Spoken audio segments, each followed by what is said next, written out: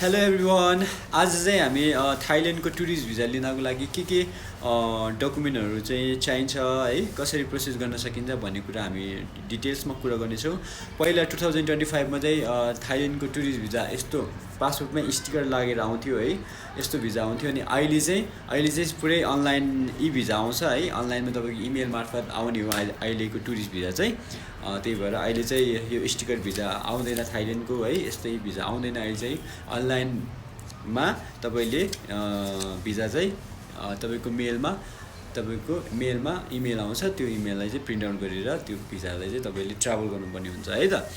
अनि त्यसपछि चाहिने डकुमेन्टहरू भनेको चाहिँ केही छैन, एकदमै सिम्पल छ। तपाईँको पासपोर्टको फोटोकपी र तपाईँको white background passport size photo, अनि त्यसपछि 3 to 6 मन्थको ब्याङ्क स्टेटमेन्टमा क्लोजिङ ब्यालेन्स तपाईँको 1.5 लाखदेखि माथि जति भयो नि हुन्छ है। रिक्वायरमेन्ट चाहिँ 1 लाख छ है, तर 1 लाखभन्दा जति माथि भयो तपाईँलाई नै राम्रो हुन्छ है त हजुर। अनि त्यसपछि ट्राभल डकुमेन्ट के चाहिने भन्ने कुरा चाहिँ त्यो हामी गरिहाल्छौँ। तपाईँबाट चाहिने चाहिँ त्यति नै हो। पासपोर्ट, 3 to 6 मन्थको ब्याङ्क स्टेटमेन्ट, अनि त्यसपछि एउटा फोटो भयो भने तपाईँले थाइल्यान्डको टुरिस्ट भिजा एप्लाई गर्न सक्नुहुन्छ। तर तपाईँसँग ब्याङ्क ब्यालेन्स मेरो चाहिँ इनफ छैन, त्यस्तो हो भने तपाईँले मलाई मेसेज गर्न सक्नुहुन्छ। त्यसको लागि म फुल्ली हेल्प गर्छु।